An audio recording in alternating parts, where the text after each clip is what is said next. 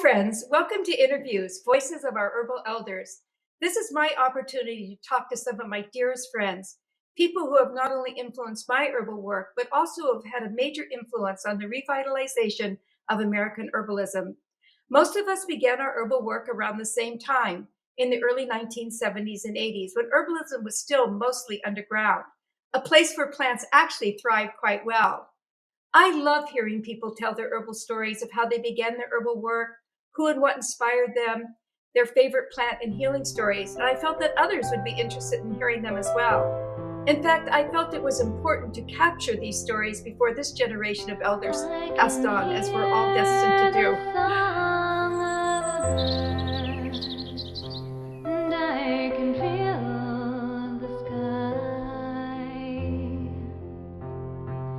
I know that I'm part of the earth.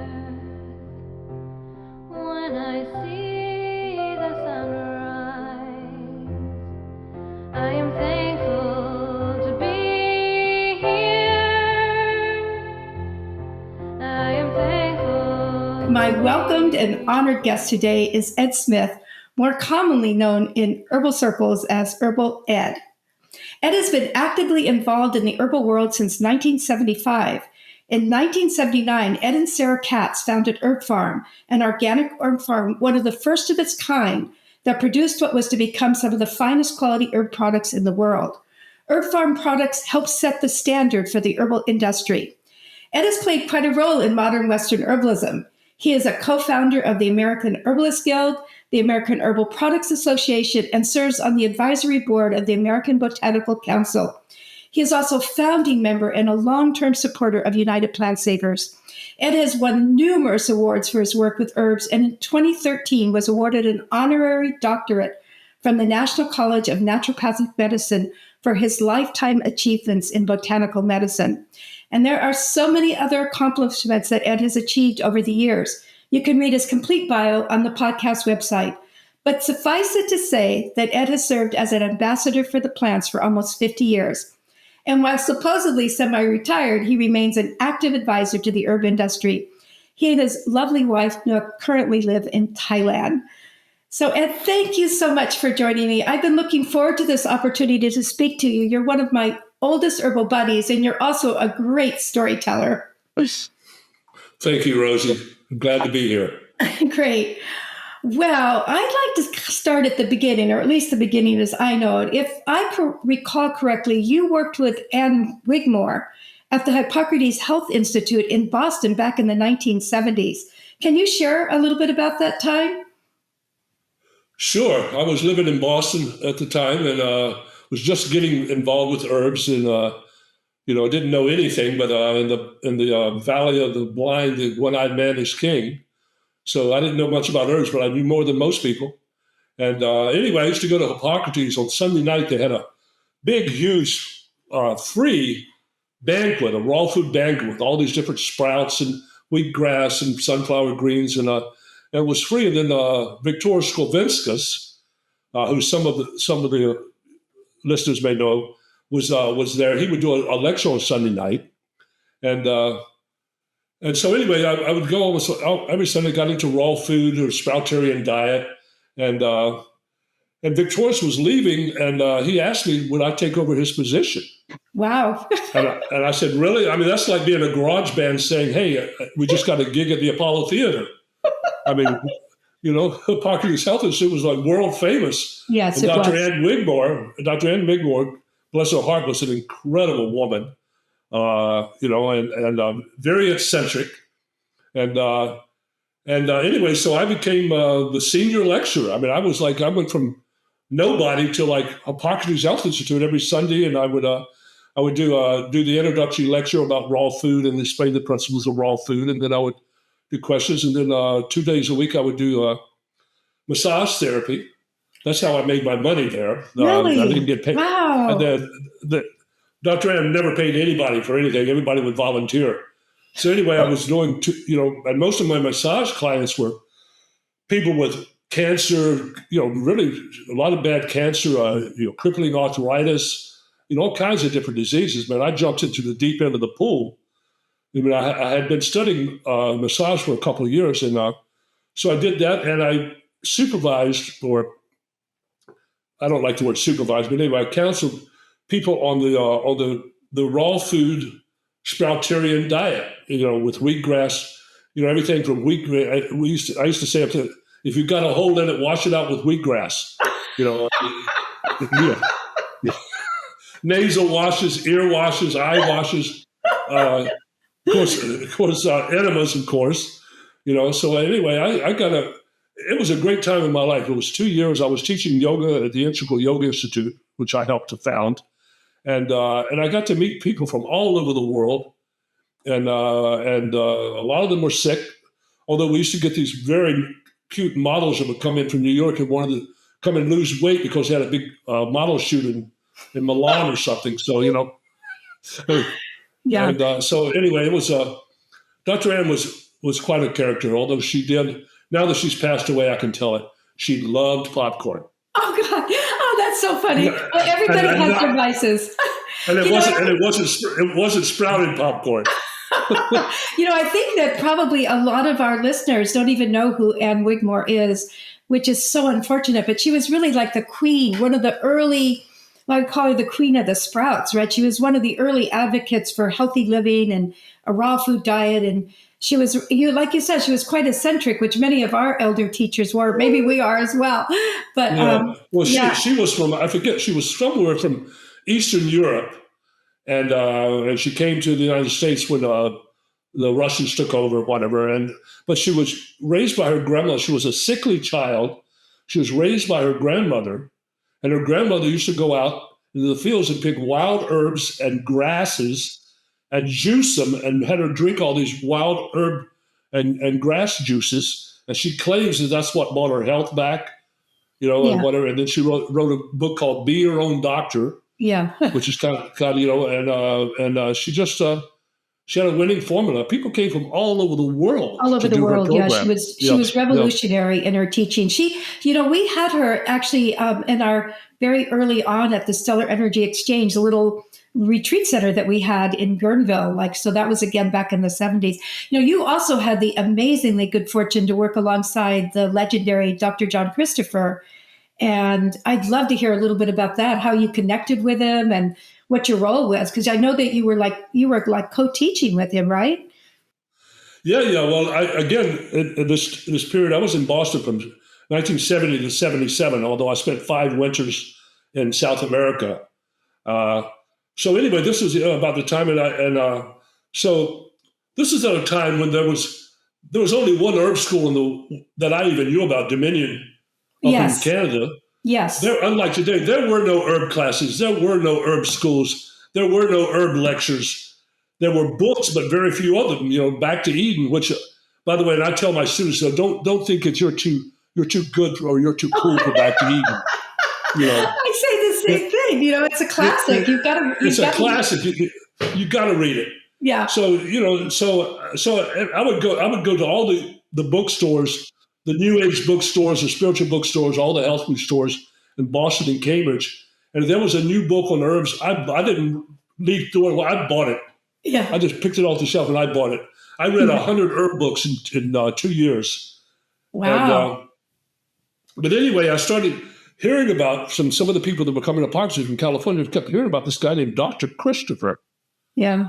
And I said, wow, this sounds pretty cool. But then somebody gave me some, I think it was probably a 5th copy, Xerox copy of their notes. You could barely read them.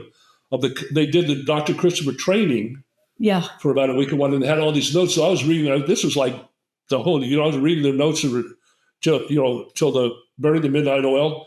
And anyway, long story short, it is a very long story. Long story short, I wound up hearing a friend that I had been in Parkinson's said, lived in Santa Cruz. She said, Dr. Christopher's coming to Santa Cruz. There's this guy named Michael Tierra. Oh, God. This is in 1974. Yeah, 1974. And so this guy named Michael Tierra is bringing Dr. Christopher in. He's going to do a week-long herb seminar. Why don't you come out? So I did. I flew out. I did this whole week with Dr. Christopher. And And I'm not a shy guy. You might have figured that one out by now. And so I just, I would find out who I'd see, during the breaks, I'd try to find, who's Dr. Crystal? Who's Dr. Crystal? I found out he was hiding in the car in the parking lot. So I would go to the car and started talking to him. And I knew a bit about herbs. I mean, not a whole lot, but a lot more than everybody else, or most people. And so anyway, we became buddies. And he wanted his dream was to have an herb school. Yeah. Remember his book was called The School of Natural Healing, wasn't it? Yeah, the School of Natural Healing. Yes. The School of Natural Healing. Yes. His dream was to have an actual school. And he told me, I've got this guy who's going to come in and he sees my dream and he's going to help me raise money for it or whatever. Anyway, so I came back to Boston, and my friend Arnie Fryman, who started the New England School of Acupuncture, the first acupuncture school in America in Boston. He said, listen, I'm going to bring this guy out named Dr. Crystal. I'm bringing him to Boston to do his week-long training and to raise funds for the new, and somebody told me you know him. I said, well, I've met him a couple of times. And would you help me take care of him when he's here? We'll pick him up at the airport. We'll take him to the motel. We'll take him out to dinner. I said, sure, I'd love to. So anyway, Dr. Crystal comes in, and God, there's so many stories. I could tell so many stories. So he comes in, and he had really bad gout. His feet were about this big. Oh. He could hardly walk. And Yeah. but Arnie had, through his connections at Harvard, Arnie got this great lecture hall for Dr. Christopher to do his lecture from 7 o'clock in the evening till 9:30 in the evening. So we had to go to the motel and do the fireman's carry. I don't know if you know how to do the fireman's carry. I don't know. That's where you link arms, two guys link arms, make a bucket, and Dr. Christopher would sit, and we would lift him up and would take him to the car, put him in, and we had to get to the lectures early so we could fireman lift him, want to take him in and put him in his chair behind the desk, and then we would let people come into the lecture hall. So, and anyway, we took him back to the motel, and Dr. Christopher hated it. He said, I can walk, and he put him to walk. He couldn't walk. Oh. And so we were carrying him in, and these people come out and they're staring at him. Dr. Christopher says, I'm not drunk. And I said, shut up, you old fool. And, Did he have a good sense of humor? Yeah, he had a great sense of humor. Yeah. Had a great sense of humor. So anyway, but Dr. Christopher says, Eddie, I'm starting my school. We're going to be opening up in a couple months. I want you to come and be a teacher at my school. Wonderful. Oh my God. A teacher at Dr. Christopher's school? Oh my God, yes. So I'm getting ready. I'm finding somebody to take over my apartment. I'm giving Hippocrates a notice that I'm leaving or whatever. And 2 days before I'm supposed to leave to go to Utah, Dr. Christopher calls me up and he says, Eddie, I'm so sorry. Long story short, the guy that was helping him build the school was a con man, ripped him off, ripped his money off, destroyed his dream. Oh, and no. Dr. Christopher said, I'm so sorry, Eddie, but I can't. We're not having this school. And I said, well, fine. I mean, he was hurting a lot more than I was. So I said, okay, I understand that, Curry. So where's the story going? So Arnie Fryman was moving to Portland, Oregon. The guy that started the New England School of Acupuncture was moving to Portland, Oregon. And he said, Ed, well, Dr. Christopher was still in Boston. Arnie said, Dr. Christopher, I have a degree in education. I've started 2 schools already, and I've started the New England School of Acupuncture. I will make your school dream come true. I will help you do that school. He said, but I'm going to need Eddie to help me. Eddie, are you going to come to Portland, Oregon? I said, yeah. Talk about a snap decision. So fast forward, I wound up in Portland, Oregon, which is where I met Sarah. Really? Sarah Katz. And so anyway, that was life-changing. Arnie was going to was going to the Western States Chiropractic College. That's why he was moving back east. So I go, and we have our first meeting, and Arnie had gotten a couple of the other chiropractic students to be on our board. They were very cool guys, and they were into good diet and natural healing, like a lot of chiropractors were back then. And so anyway, and so they all come for this meeting, and who was not invited but just came because one of the people on the board of directors was a roommate with this cute, beautiful, hot young woman named Sarah Katz. And she walked in and I went, hello.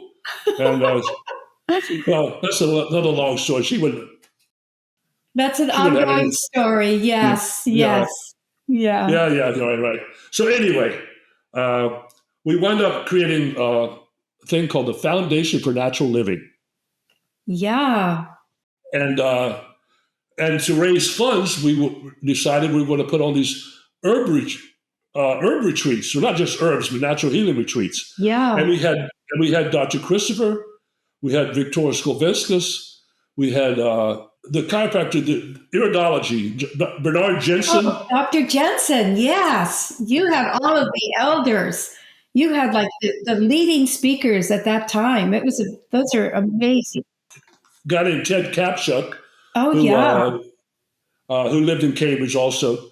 So, well, I'd never done anything like this before, ever. And Barney said, well, you're in charge of the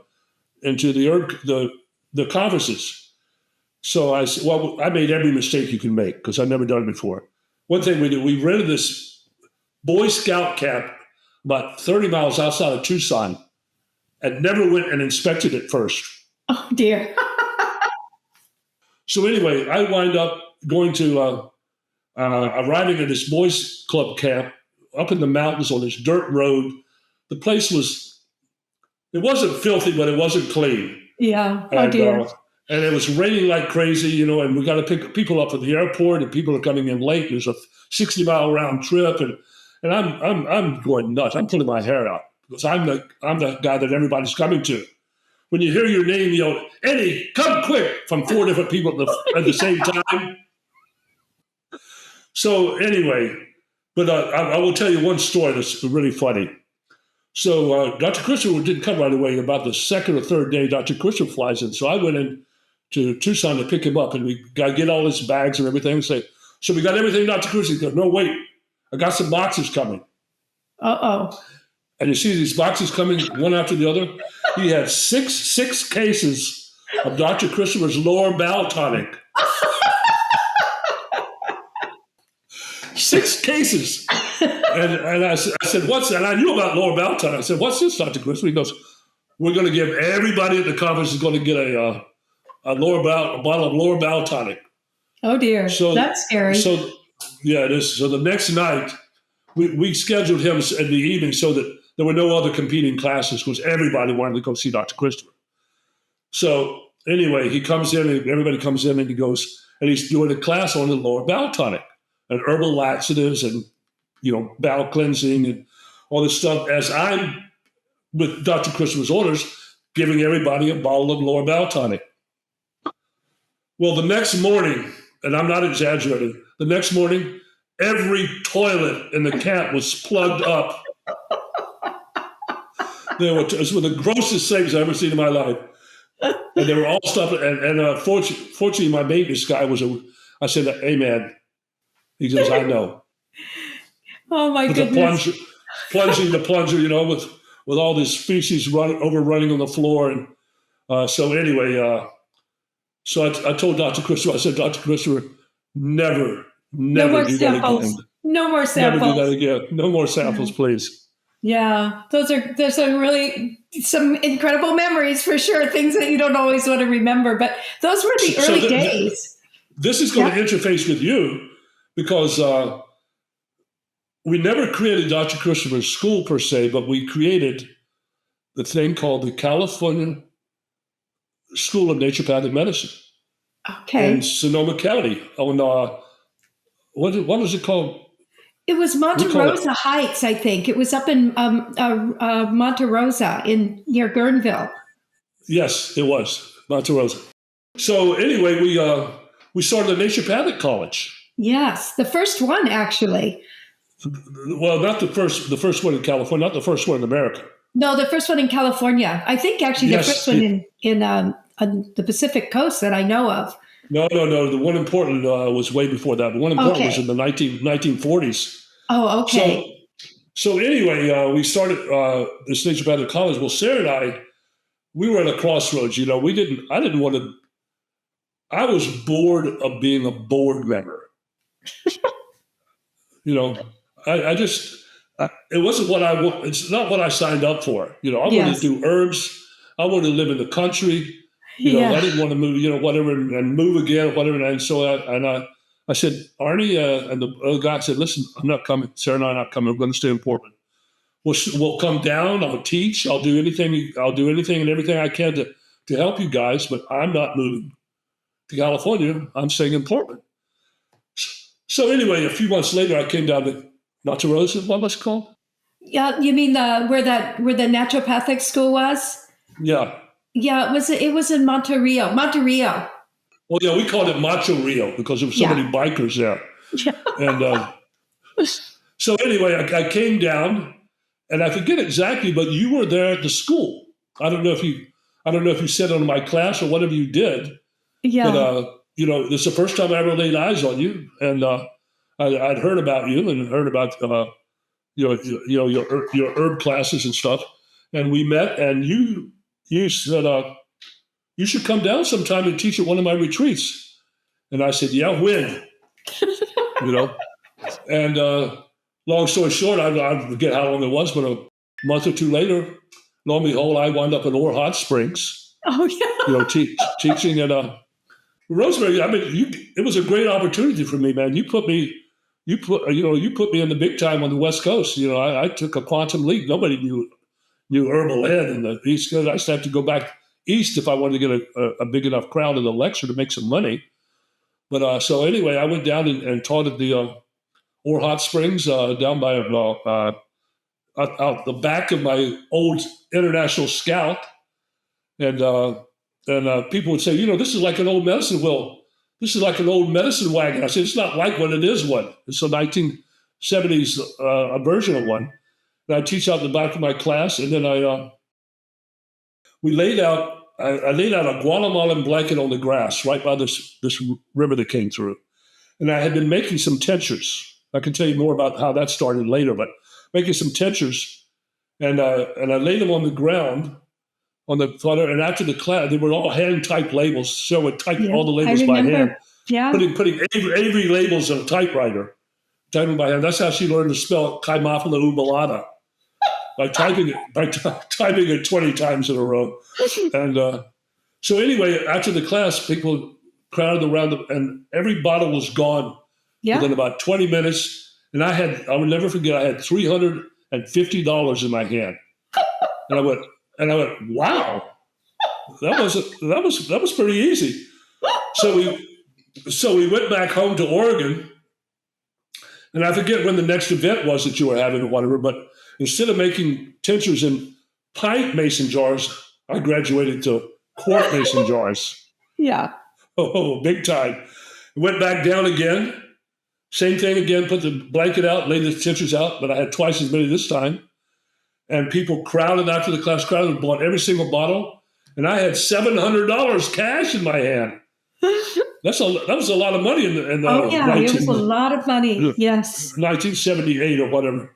Yeah. And there was this one woman in the class, and she said, I have a small little herb shop, health food store in Ojai, California. Oh. Do you guys have a wholesale catalog? And I said, no, we don't, but we will next week. So I went back to Oregon and got out the typewriter and typed out my first catalog. Thank God for whiteout. This is before word processors. And I forget what, I think we had 12 or 15 tinctures. Yeah. And that store in Ojai was our first ever wholesale customer. Or yeah. And if I could interrupt you for a minute, I just want to share my recollection because I do remember inviting you to come to that first herb conference. Well, I'd been hosting them before that, but that first one that you came to, and you were invited because I knew that you knew a lot about herbs, so that was the thing. We didn't know nearly as much as there is to know now, but we were so impassioned, and you had that passion. But I remember you and Sarah selling out of that orange. I remember it was kind of an orangey van. That's sort of the color I remember, and I do remember you Right. sitting out there with those. The thing that I want our listeners to know is that this was at a time when nobody else was selling tinctures, at least that I knew of, and at least on the West Coast. And there was the quality also. It wasn't just the tinctures. And you and Sarah, right from the beginning, were emphasizing the quality. So one of the things I remember at that gathering, it might have been not been the very first one, but shortly thereafter, you had made a display, a homemade display, and it had pictures of, it had not pictures, it actually had samples of the herbs Samples. we were all selling in our store. And you also had samples of the herbs that you and Sarah were growing and wildcrafting, right? And you were saying to us, and this was a really big teacher, this was back in the 1970s, so it's very important that people get this. You were saying to us, look at the quality, look at what we've been using. We're all like a bunch of UPS herbalists. We think the plants are grown in the UPS truck and shipped out in the UPS truck. And that really stuck with us. We really got it. You and Sarah really advocated for upping the quality of the plants that we were selling in our stores and the products. And years later, like actually almost 30 years later, or 25 years later, when we came together to form United Plant Savers, I really advocated for the name United Plant Savers, UPS, because I said that, when we first started this kind of renaissance and we first started teaching and trying to bring herbalism back to the American public that had really forgotten about how powerful these plants could be, our problem then was quality and availability and making sure that people were getting educated about plants. And now 25 years later, it's really about preserving our tradition and preserving the plants the tradition is based on. But I really always like to honor you for that powerful teaching that you brought forth at that time. So thank you so much. And sometimes people have said, well, we need to change the name United Plant Savers because it's so much like tree hugging. And I said, well, that's the very best part about it. Absolutely. But I always say, yeah, it's so true. We are tree huggers. Thank God. Thank goodness. But also because I'm very attached to that name because it really represents the issues that we're facing today. So I really want to thank you for that. Well, I spelled nature with a capital N. Absolutely I've never, ever apologized for being a tree hugger. I'm absolutely a tree hugger. I know. Yeah. So, I have a bunch more questions I want to ask. And there's so much we could go back into the history. I mean, like when you're telling these stories, it of course elicits when that event that the college had put on that you hosted in Monterrey. The reason I went to that, well, first of all, because there wasn't hardly anything going on in the herbal world, but also because I lived right down the street from that camp where you held that event. I lived a block away, so it was like this school in my backyard. But I wanted to ask you, Ed, I'm always curious, and I don't really think I've ever heard this story from you, with what your first aha moment with the plants were. Maybe that, what I like to say, that moment where you felt the plants really calling you into the magical green world.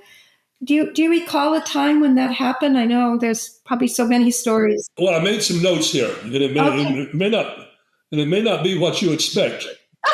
There were several aha moments, and the very first one was when I was in the U.S. Army in 1965. Definitely not what I expected. In 1965, and I don't know how I found out about it, but I found out that morning glory seeds contain lysergic acid, right?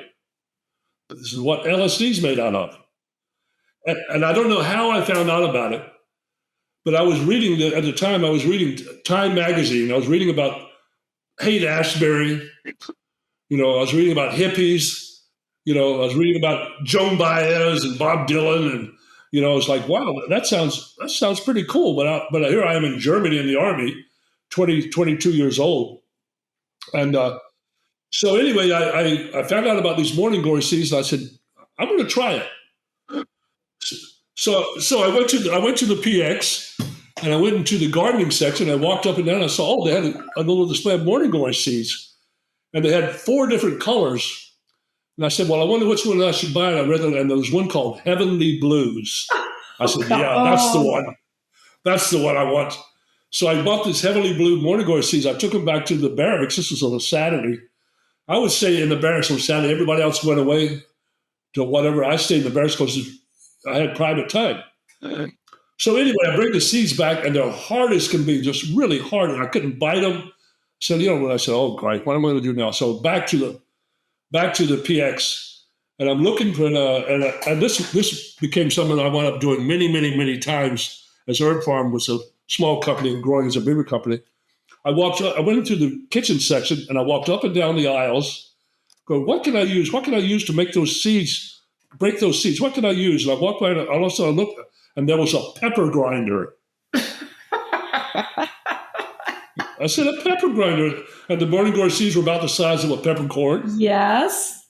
So I went back to the barracks and I put the morning glory seeds in the pepper grinder, and I made a peanut butter and jelly sandwich, and I ground the morning glory seeds on top of the peanut butter and jelly, just grinding Of course. whatever. Put the thing on and ate the sandwich.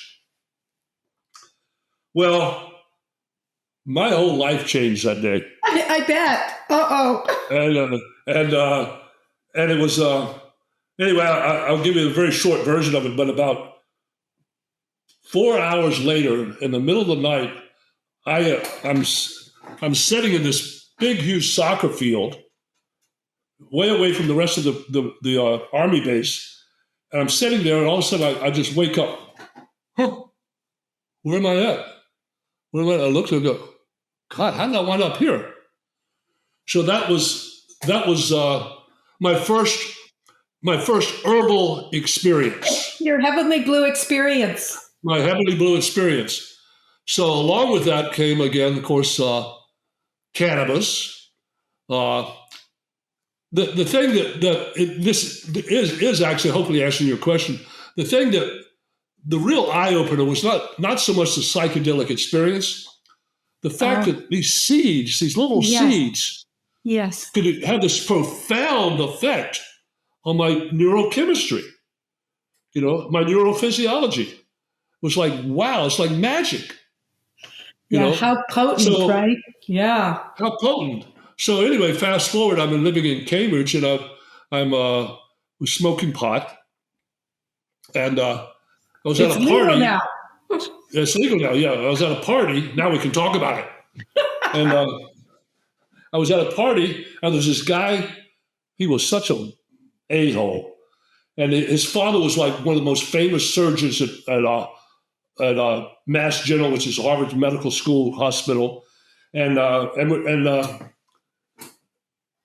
we're sharing a joint. And he goes to me, he says, he says, you're into herbs or whatever? I forget exactly what he said. He says, you're into herbs. You don't think those things really work, do you? I mean, you don't think they really work, do you? And I said, I don't know. What do you think? As I passed him the joint. And he goes, well, that's different. I said, no, it's not different.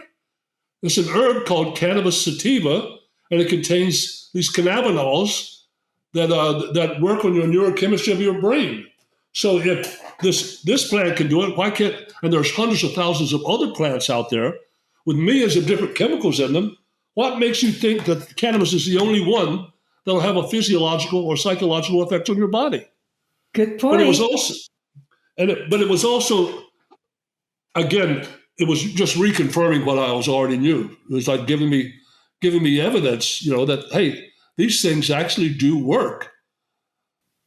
And then of course came magic mushrooms, and then ayahuasca, and Ed, I've heard, we would sit in the herbal gatherings and stuff. There was always a group of herbalists who say, we became herbalists because of one plant, but it did lead into this amazing healing work, I think in part because of that expansive mind, and to be able to see into those other dimensions. But I know cannabis does get quite a bit of honor from a lot of herbalists as being the plant that led him into the gateway of herbalism.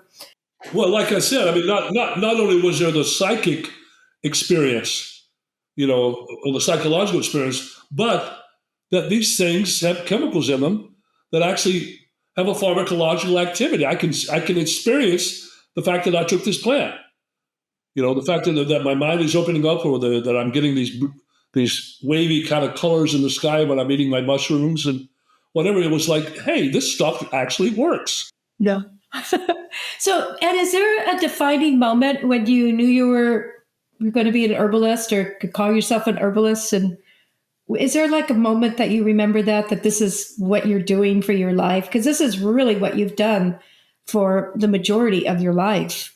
Well, yes, and this again, you may not expect this. I remember, I mean, I was already an herbalist. In retrospect, I guess I was an herbalist, especially back then. But anyway, I don't know where I was going, but I was flying somewhere internationally. And, before the plane landed, they would come out and hand you those immigration cards. You have to fill out Yeah, they used to do your that. name and your passport. You have to fill out all this whatever. And I was filling it out, and it said occupation. And for years and years, I put student. But it said occupation, and I thought a minute, and I said, herbalist. Yeah. As I wrote it in Herbalist. And I was like, and I self-proclaimed at that moment and then when people say, what do you do? I say, I'm an herbalist. Yeah. And of course, in those days, what's that? I know. I always said because I've always, since I opened my herb store back in 1972, I would always say I'm an herbalist. And I used to say that for many, many years, I'd be the least popular person in the party, right? Because everybody'd go like, what's that? And they had nothing really to say about it. But now, if you say you're an herbalist, you start hearing about people's private lives and, their personal illnesses, right? It's kind of amazing to see how it's changed. You talk to a stranger on an airplane. Yes, yeah, airplane stories. It says, what do you do? You tell them, you got the stage for the whole flight if you want. I know, yes. But of course, then you go and say, but then they roll up their sleeve and you go, you see, what's that? Yeah, with a rash. Yeah. Can you cure that with herbs? And I said, well, do you know what turmeric is? Well, that actually leads me into a question. Do you have a favorite herbal story, a healing story that you want to share? Like a time that you really saw the herbs? I know you've seen thousands of times. I know that's one of the things about running that business for so long and one of the motivators for you running it is that you could see how a huge difference it made in people's lives. But do you have one story that you want to share that's like a favorite healing story? Yes, I do. And we'll go back to Tucson, Arizona, and that herb retreat with Dr. Christopher. And again, I was just frazzled. This is about, and we started on I think a Tuesday or something. And I was working 16, 20 hours a day. So finally, anyway, it's Saturday night, and I'm thinking, oh, God. Sunday, there's no classes in the morning. I get to sleep in. Finally I can sleep in. I'm snoozing away. And Sarah, by the way, Sarah and I weren't a couple then, but because I was in charge of the whole thing, I got the best room in the whole place. I got the camp director's thing, and we had a fireplace, and because it was raining and the rooms were cold and damp, and oh God.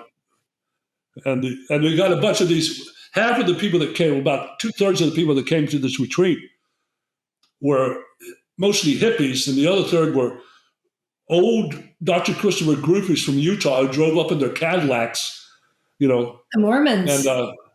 And Mormons, yes. And so meanwhile, they're freaking out because all the hippies are swimming nude in the pool. And but I digress again. So anyway, I'm fine. I get to sleep in. So about 6:30 in the morning, somebody comes and wakes me up. I go, what? It's 6 a.m. I'm sleeping the other day. Ed, you got to come quick, man. I think this guy's dying. I go, what? Oh, Christ. That's not good. So I got to get dressed and got to walk through the rain up this muddy hill, get the guy to come into this room. And I opened the room, and when I opened the door, it stunk. It just stunk. So what it was this young kid who was about 18 years old, who was a Victoria Schoolviscus raw food wheatgrass groupie, who had hitchhiked all the way from Florida but he had hitchhiked for a day in the rain. He was soaking wet when he came in. He was exhausted. He was skinny as a rail. Yeah. Classic raw fooder who didn't know what he was doing. Skinny as hell, he's breathing like this, Wow. which means his lungs were full of fluid. Right? He had pneumonia. Oh dear. Yeah. And I said, "Oh my God, bring a car here quick. We're going to take you to the emergency room." And this kid begged, he said, please don't take me to the emergency room. He's begging me. I said, "No, man, you can die, man. We got to go to the hospital." He goes, "Please don't take me." And I looked at him. I said, "Look in my eyes." I said, "How many fingers do I have?" He had all the right answers. I said, "Look in my eyes." I said, "If you don't do everything I tell you, I don't care how bad it tastes. I don't care how much it hurts. If you don't do every single thing I tell you, I'm going to throw you in the trunk of the car and we're taking you to the emergency room." So I did a classic Dr. Samuel Thompson course of medicine. Yeah. And I had learned this from my study in yoga. So I'm making up a big hot tea of lobelia tea. Oh dear. And this kid is, by the way, his sleeping bag was soaking wet from the sweating. Yeah. So I had him moved to my cabin where we had a fireplace and stripped him down and covered him up with blankets and I had him drink this lobelia. He took a half a sip. Said, "Oh, this stuff's terrible. I can't drink." I said, "Bring the car around." He goes, "Okay, I'll drink it. So he's drinking. I had him drink a quart of lobelia tea. And he said, "What do we do now?" I said, "Just wait." Oh boy. Oh, So anyway, no. about 15 minutes later, I'm in the bathroom with him, both of us on our knees. I'm having him put his finger down. I've got his vomit in my hands. And he's going, "Oh, I can't do it." I said, "Keep doing it. Stick your finger down your throat." He goes, "No, I can't. So I'm sticking my finger down his throat. He's vomiting on my hand, you know. And then after he got through emptying his belly, I gave him the famous composition powder. Oh yeah. It's bayberry root bark, ginger, cayenne pepper, and I think some other herb. These are those famous old formulas. And we made a quart of piping hot composition powder tea. And boy, it's spicy and it'll make you sweat, especially when you vomit somebody like that. When that vagus nerve kicks in, all your blood vessels just relax. And the circulation moves to the outer body because it's taking heat from the inner body and the heat from those lungs and bringing it to the surface and and letting go of the heat.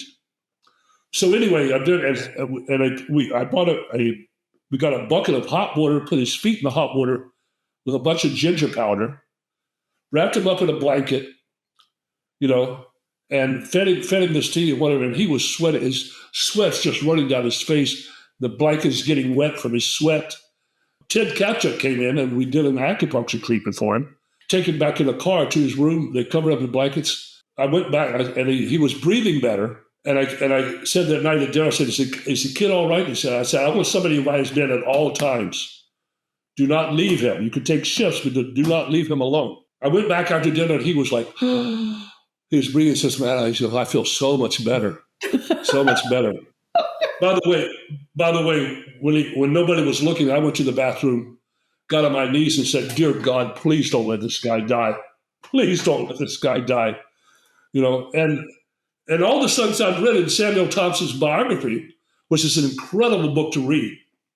Samuel Thompson in the 1700s. Yeah. He was tried in Boston for murder because one of his patients died from lobelia, but he didn't die from lobelia. He just died. Right. Yes. And he happened to be.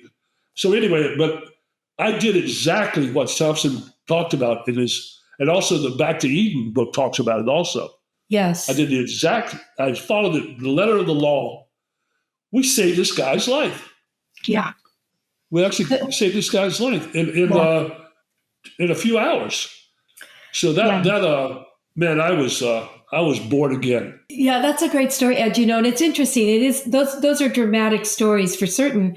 But this is at a time when those old elders like Samuel Thompson and Dr. Shook, et cetera. I mean, they were, and Dr. Christopher for certain. I mean, they were treating everything, and they were, some of those therapies sound really dramatic, but they're really nothing compared to what the allopathic medicine uses. In years to come, when I became more sophisticated and knew more about the chemistry of the herbs and the pharmacodynamics and whatever, and I studied the chemistry of lobelia, years later, I actually understood scientifically, rationally, Yeah. why those herbs were working. Yes. Dr. Absolutely. Christopher didn't know. Samuel Thompson for sure didn't know, but that doesn't mean they didn't work. Yeah. He just didn't know what the pharmacology was.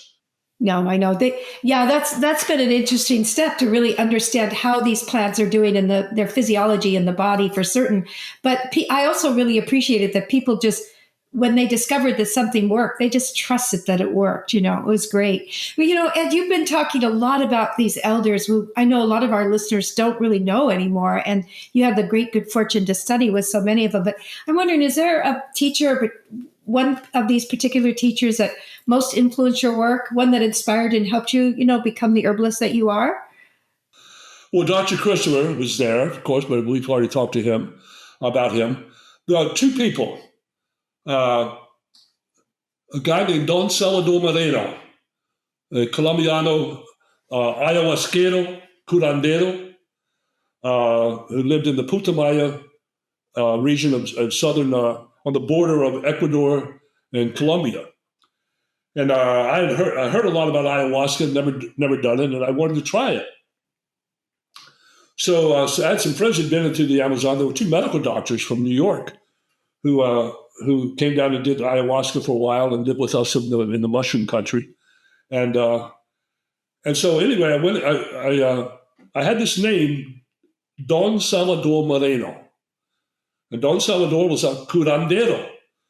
Curar in Espanol means to heal or cure. He was a curer, a healer. And ayahuasquero is somebody who knows about ayahuasca. And this was 40 some years ago. Now today you can go, there's all kinds of ayahuasqueros. You can go on ayahuasca trips and tours, and they'll pick you up in a bus into a hotel. Yeah.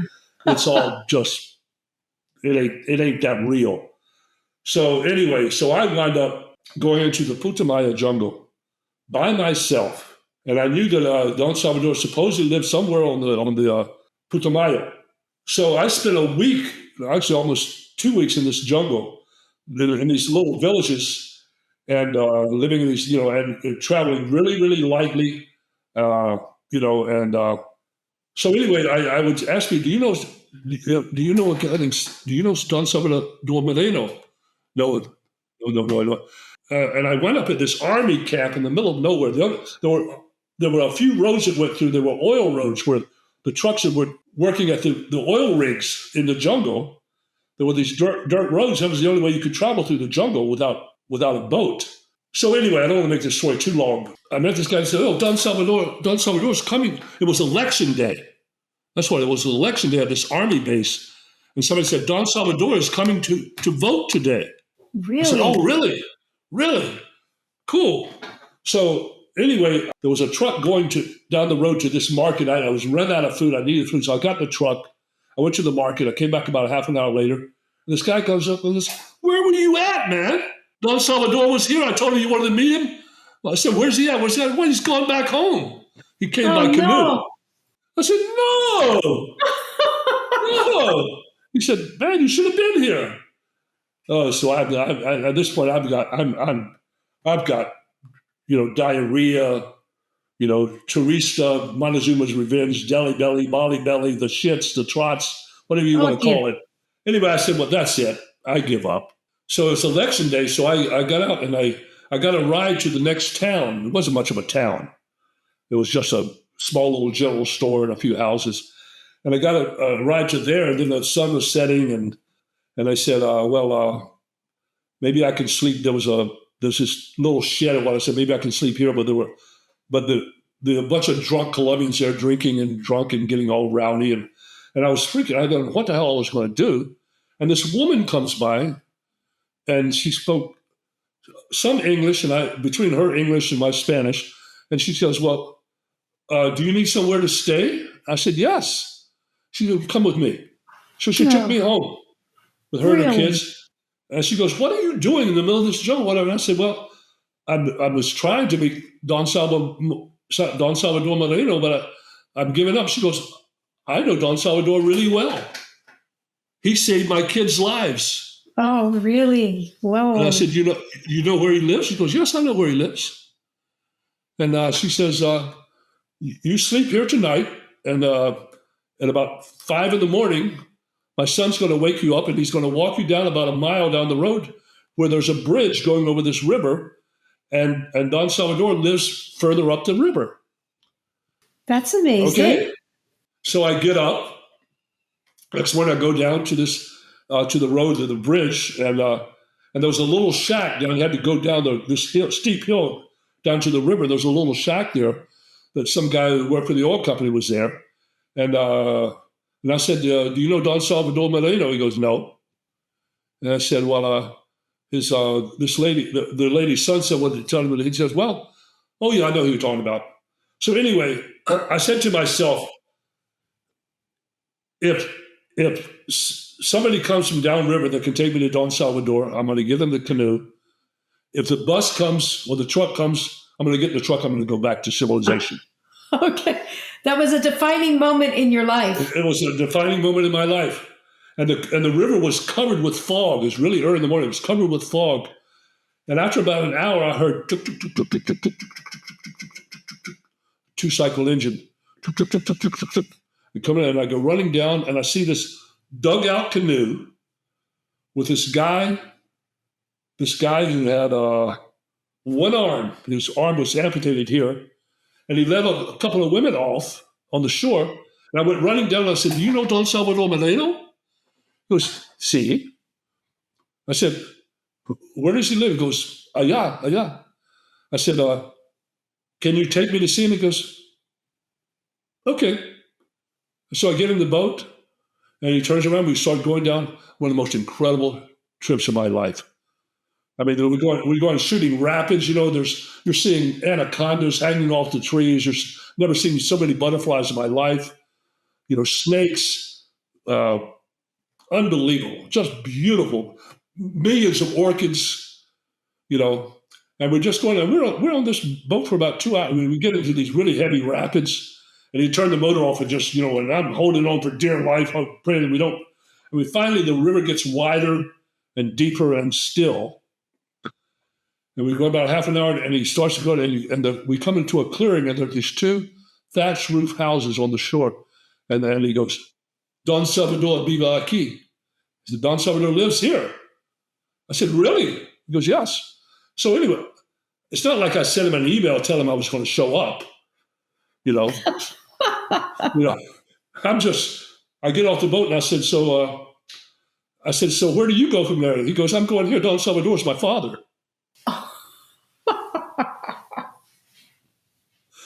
And Don Salvador had a dream about me. And Don Salvador, the night before, had a dream about me. And he sent his son. And whatever, so I wound up, to get me, so I wound up spending a week with Don Salvador Moreno and doing the ayahuasca, with an ayahuasquero. Yes. Now, I didn't learn a lot about different herbs from him, but just being with him, his breed is dying, as you well know. Yes. Dying out. Yeah. He was a Kufan Indian. The Kufan Indians are almost gone. So, so anyway, I wound up spending a week with him. His mother-in-law, this old woman, she was like my Jewish grandmother. They put me in. They said, "You can stay in the old house." I put my hammock up, and this old woman, she'd come up to me and she'd feel me and go, "Ooh, flaco, you're too skinny." So I'd wake up in the morning to be all this fruit below my hammock. She goes, "Eat." So she took care of it anyway. So that night, the day came to do the ayahuasca. And Don Salvador, he said, "Go into the jungle, I'm going to cook up Now, of course, ayahuasca, Banisteriopsis kaapi, 2 A's. Kaapi is another Indian name for ayahuasca or yahe. So anyway, but the alkaloids that are in ayahuasca, when they were first isolated by a German in the 1800s, they were called telepathine. Really? That was the scientific name for the Wow. alkaloids in ayahuasca was telepathine. I didn't Now it's realize called that. now it's called harmaline, named after Harmala, the Hawaiian rose. Uh, but if you mix this other plant, which he called the compagnon, Oh, the the companion. companion, the Yeah. companion. If you mix the two together, the harmaline alkaloids can't get into the inner brain. Okay. But if you mix it with the what's it called? I can't think of the name now. Anyway, with this other herb, it changes the polarity of the alkaloids, and they flood into the inner brain. And they just knew that. And how did they? There are hundreds of thousands of plants to choose from. How do they know that? How did they figure that out? How do you Who think? knows? I don't know. Spacemen came to, or psychically, or It's the you inner know, or knowing. The plant's talking to us. yes, exactly.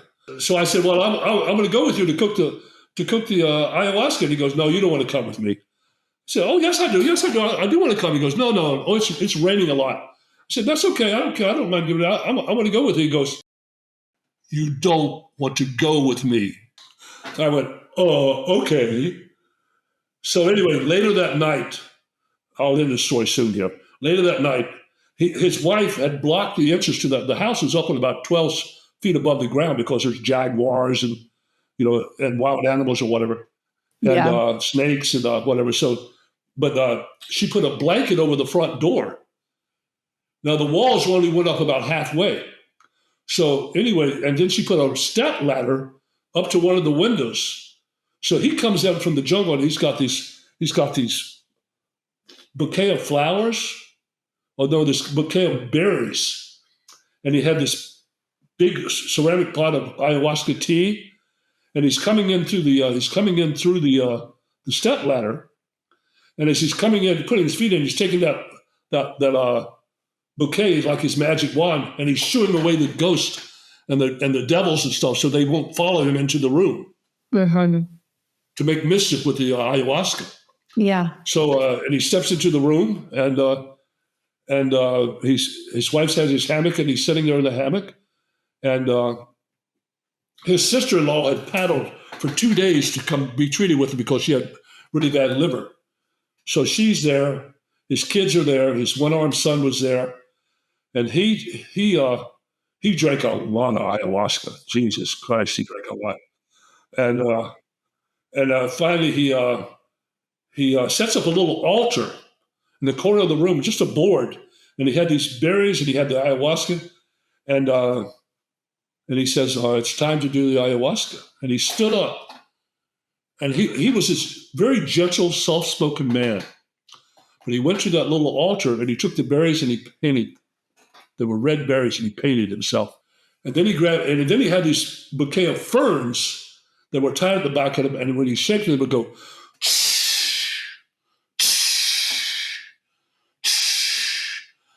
And so he starts off really slowly.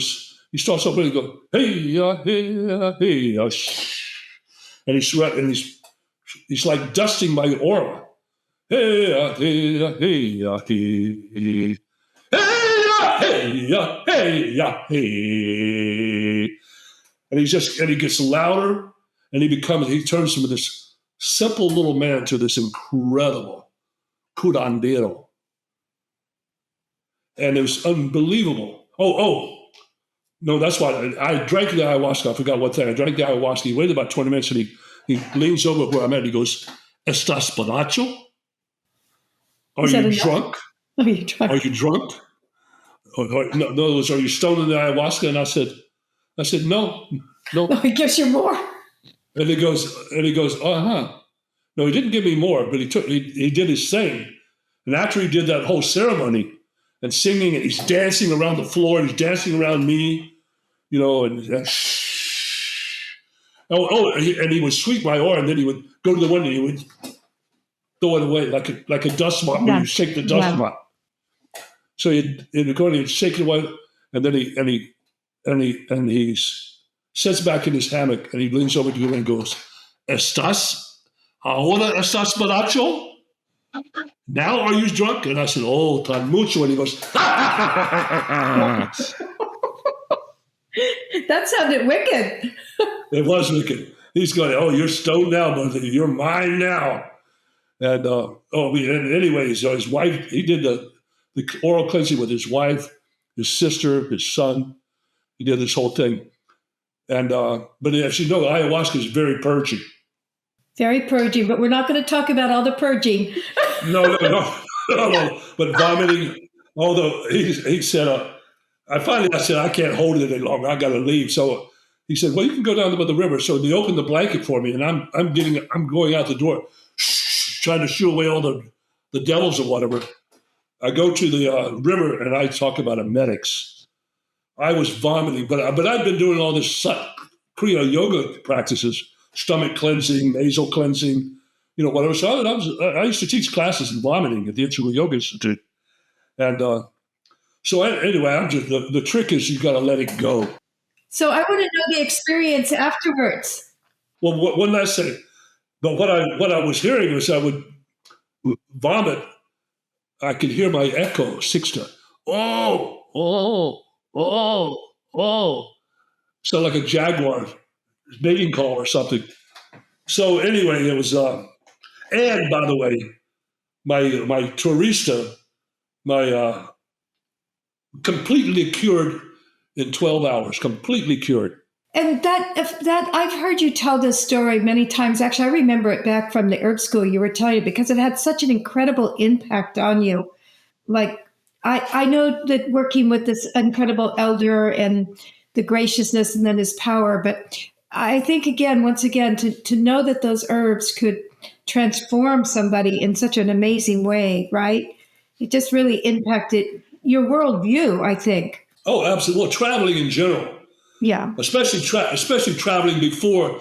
I used to live in a different world. We all lived. I used to travel in a very different world at a very different time. I call it BPC. PC computer. Personal computer. I didn't get it. I'm sorry. The world was much, much bigger then. Yes, I couldn't be in the middle of the Sahara Desert and make a phone call. So, but like I said, but I didn't learn a lot about individual herbs from Don Salvador, but I experienced something that was so ancient. He was singing songs that his father had taught him, that his father had taught him, his father taught him. God knows how many generations going back, probably hundreds of years. And just being a part of that, and when I first met him, by the way, I told him, I said, I've heard about you. I heard that you're a very knowledgeable curandero and ayahuasquero.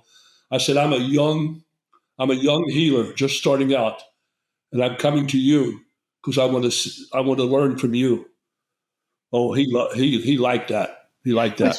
And I also think that one of the things that about Herb Pharm that's really been impactful in the world is that it is an amazingly successful business. You and Sarah have created but the success is also about the integrity and the intention behind the medicines. And I think that these early experiences really inform the way that you did business because, I know it was exciting for you to see that, get that $300 and that $700 to see that you could actually earn a livelihood from this passion that you had. But it went so beyond that. It was more like changing the world through these medicines that you made. And I know that was always part of your mission, is changing the world through these medicines. And I think that, as you're telling these stories now, I think that, I'm really getting a picture of how impactful those early experiences were, like, being in the jungle and seeing the way that people lived and your experiences working in that Seventh-day Adventist hospital and the early experiences working with those elders. I mean, they really informed you, reshaped you probably, right? Very much so. Very much so. I didn't see it anywhere near as much as I see it now looking back at it. Yes, of course. Yeah. Because I couldn't see the trees because I was in the forest. Yeah. No, I couldn't see the forest because I was in the trees.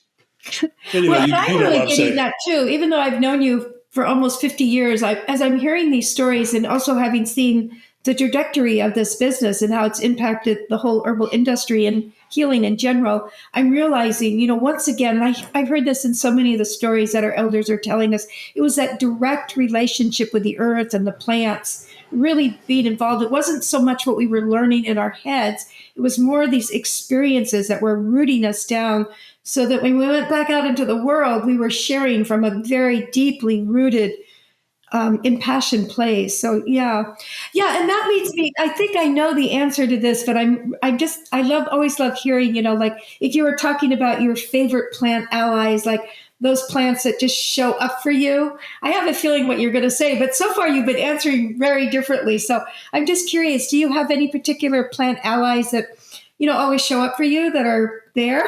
I think I do know your answer. I might have a few. To get on my top 10 list, first of all, you got to be readily available. You got to be growing in my backyard or pretty close to it. Okay. I mean, I love exotic herbs from faraway places. Yes, you but, do. But I'm talking about St. John's wort, yarrow, plantain.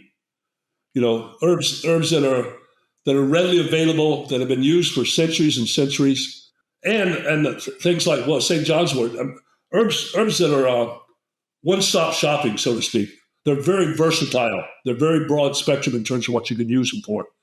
St. John's wort can be used for an irritated bladder. It can be used for nerve pain.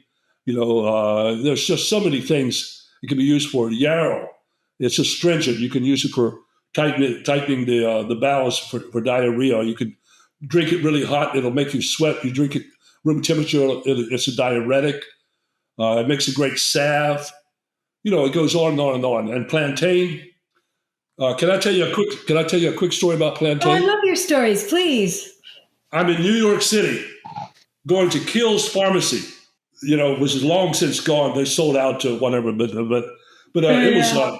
I used to love to go to Kiehl's Pharmacy and just look at the people that walked. There used to be these Dominican midwives, and Russian herbalists and whatever. Just listen and they knew the herbs had all these different names. But this is telling me this is where I was really starting out. I went into Kiehl's Pharmacy and I said, "Do you have echinacea?"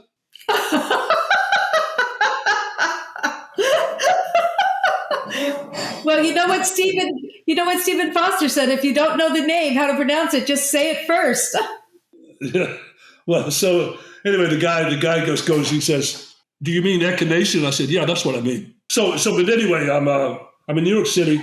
I'm crossing a really wide street in the traffic, and the light turns red on me. So I start running for the other side because the cars aren't going to stop. There's like they're just speeding up. So I make a leap for the sidewalk on the other side of this intersection, and the curb was really tall, and I was wearing Birkenstocks, and I bludgeoned my right big toe right into the pavement. Boom! And I knew, oh man, and it really hurt for about 20 seconds, and then it stopped hurting. Well, I knew what that meant. It means about an hour, every heartbeat you're going to feel on your toe. Yeah. And I said, well, it'll be okay. So I started walking, and you remember how Birkenstock is built. Well, after a while, my foot is sloshing in blood. The Birkenstock was filling up with blood. So I thought, well, what can I do? What can I do? And I thought I was 1 block away from Central Park. So I walked into Central Park, and I looked around, for a big shade tree, because plantain likes to grow in the shade. I see a big shade tree, and there was a water fountain. I said, oh, water fountain, shade tree? And I went there, and of course, where people drink, there was a lot of water spilled on the ground. And there were these big, huge, broadleaf plantains. Oh, yeah, the broadleaf. Uh-huh. And I picked them. And I washed them off in this fountain. And I went also and I cleaned my foot of the blood. And I took some of the plantain, and I broke them off. You can break them off really carefully. I like to do this where people could see it. You can pull, and you can get these long, I call it herbal dental floss. You can floss those what's another name for plantain? Ribwort. Yeah. Those little ribs in the stem, if you break it and pull them up, whatever, you can get little strings like that. And you can actually floss your teeth with them. So anyway, I took a couple of leaves and I chewed them up into a green mass, and I spread that toe apart where the toe had actually burst. Didn't cut it, burst. And I squeezed the juice into it. The bleeding stopped almost instantly. It already slowed down, but it stopped instantly. And then I took the rest of that pulp and I packed it around that toe. And then I took a couple of the biggest leaves and I tore them and I wrapped them around the toe. And then I took those strings and I tied them. Oh, I tied great. them. And the next morning when I woke up and I took it off, that wound was completely sealed shut. Yeah. Completely sealed shut. Yeah. Quite amazing. I think we all have those planting miracle stories, don't we? It's like the famous boo-boo plant for certain. And I hate to say, our time is running out. I know time just flies, and you are such a storyteller. As I said, I know you have a zillion stories to share, but I did want to ask you, what in your work as an herbalist, you've done so much, both for the industry and just herbalism in general. But what do you feel has been your greatest accomplishment and that you're most proud of? Well, the short answer is Herb Pharm. And, Sarah and I started it in our kitchen, literally. I never dreamed it would ever. I started Herb Pharm because as I used to joke, Sarah and I were two hippies who didn't want to get a job. Yeah. We didn't mind working. We just didn't want to work for the man. Yes. Yeah. Little did I realize I would become the man someday. But anyway, we were, and it just snowballed and so not only just Herb Pharm per se, but the farm that we've created, along with United Plant Savers, the propagation of all the work we've done. Now there are books, but when we started, there were no books on how to grow wild herbs. There were no books. So we figured it out by trial and error. Some we had great success, some we didn't. Some it took us 4 years to figure out how to grow a really good crop of echinacea. So that worked. Also, the intern program, we used to call it the apprentice program. One day, my insurance agent told me, he said, "You know what? If you don't call them apprentices, I can save you about 50% on your liability insurance." I said, "They're not. Yeah, they're interns." He goes, "Yeah, that's good. They're interns," which is actually more realistic of what they actually are. They're interns. Yes, but actually. I'm really proud of that program because we did it since day one, which is one of the lessons I learned from Dr. Ann Wigmore. It's free labor, although you do pay. But anyway, we started off with an intern program, and it grew and grew and grew. I'd love to just say something about that intern program. It was really like the Cadillac of the programs. It was, yes, people worked really hard when they were in that, but it was like getting the most amazing free education. And I think every aspiring herbalist wanted to be an intern at Herb Pharm. So, yeah. Well, we're not a show farm. We're a working farm. Yes. It's beautiful, the landscaping, and whatever. There's a lot of artistic art that's gone into the plant and how it physically looks or whatever. But it's a working herb farm. We're picking herbs. We're making medicine. And, and so there's no better place in the world to have an herb retreat or an herb apprenticeship program. We all call it the herbal Mecca. It's kind of the herbal heaven on earth. It's truly a magnificent place. Well, I call it the farm. What do you call it? The farm. Yes, the farm. Yeah. And we call it? You know what we call the building where we make the medicines? No. The plant. That's pretty perfect. Yeah, well, you have really created quite a legacy, that Herb Pharm, and then the products and the business. And then also I want to share that, I mentioned this earlier, but with United Plant Savers, your and Sarah's support, Herb Pharm support, was really one of the things that helped get United Plant Savers off the ground. And also your company was one of the first. There were a few companies that immediately jumped in and said, yes, this is a problem and we want to be the solution. Where many of the companies in the herb industry was very worried about the voice of United Plant Savers in the beginning. But Herb Pharm recognized there was a problem and recognized that as plant lovers that we were in the prime position to make a difference. So I just really want to shout out that, for your support and Herb Pharm and Sarah's support. It's been really, really excellent. So Ed, do you have any final message that you want to leave to the other plant lovers, to the world, before we close?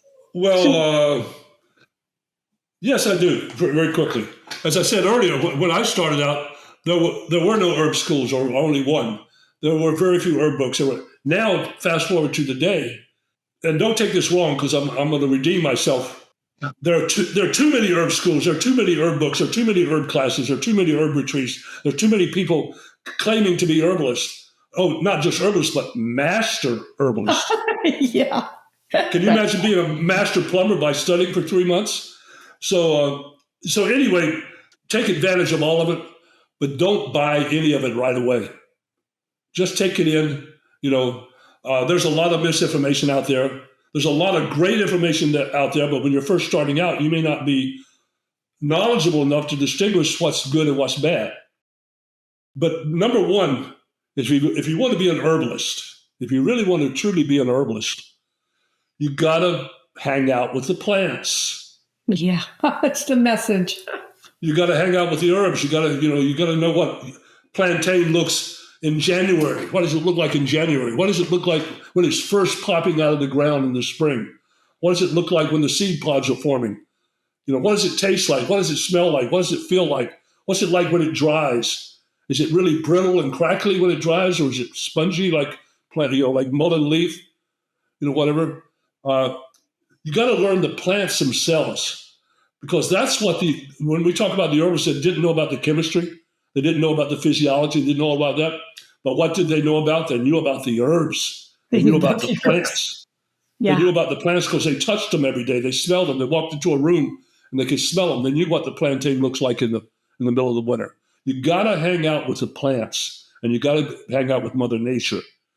And there's a lot to be learned there, and not necessarily knowledge that you can write on a piece of paper. But I like to just go out into the herb garden. What we call the botanical education garden at Herb Pharm.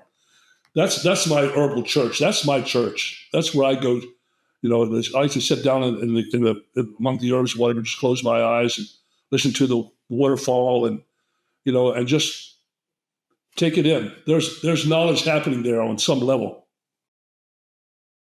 That's beautiful, Ed. That is such a powerful, incredible message to bring to all of us. And I was thinking, I was listening to you tell these stories. It's rare, I don't want to, this isn't meant derogatory, but like the herbal grandpa, sitting at your feet and listening to these stories. It's very rare to have these experiences. And yeah, I really just appreciate you taking the time to share with us. Especially, I know that you're over in Thailand. It's amazing. I'm here in Vermont. This is one of the wonders of the internet, right? We can do this. So, yeah, I want to thank all of our listeners, and, just thank you again for your wonderful stories and for the tremendously good work you've done, Ed. Really, it's just a blessing. Thank you so much. Same to you, Rosie. I wouldn't be here without you, babe. That's funny.